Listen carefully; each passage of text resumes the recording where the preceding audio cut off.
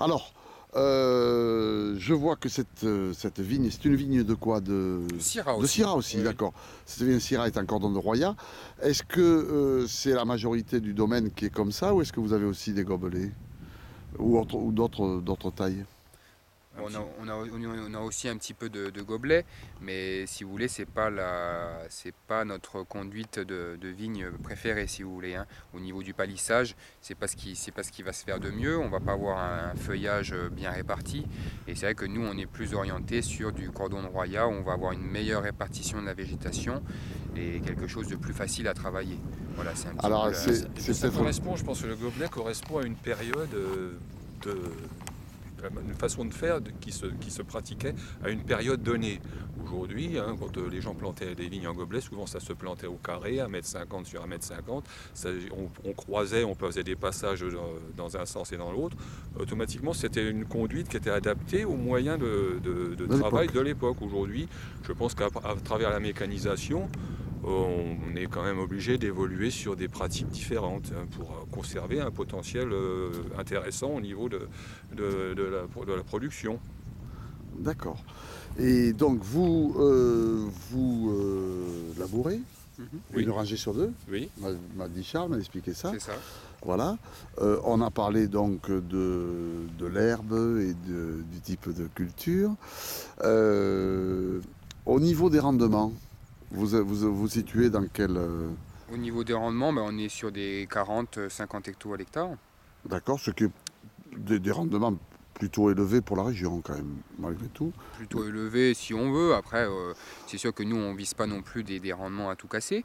Mais bon, voilà, il y a un moment où il faut quand même rentabiliser un peu l'exploitation.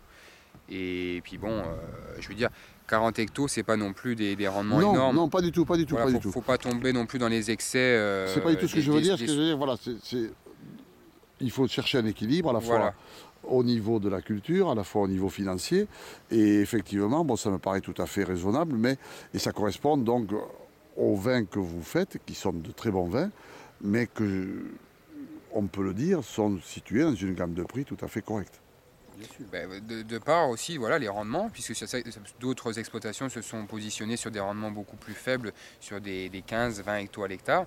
Bon, après, chacun choisit son créneau. Nous, on est sur le créneau des vins peut-être un peu plus accessibles, des vins plaisir.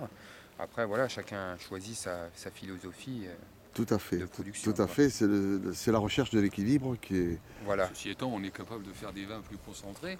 Le souci, le problème, il n'est pas là. C'est qu'il faut toujours. La difficulté, c'est aussi de se positionner sur un marché.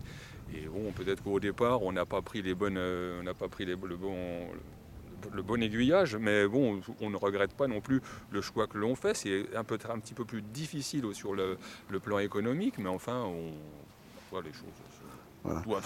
viendront évidemment.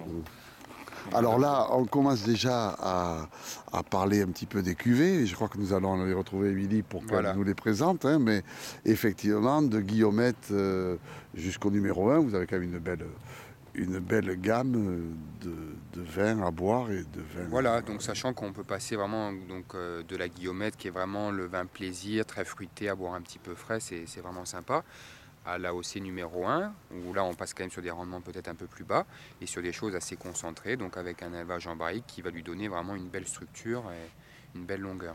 Bon, mais je vous propose qu'on aille le goûter en Voilà, dégustant la saucisse de Pierre ce sera la Oteza. meilleure chose à faire. N'est-ce pas, Lolita? Ah oui.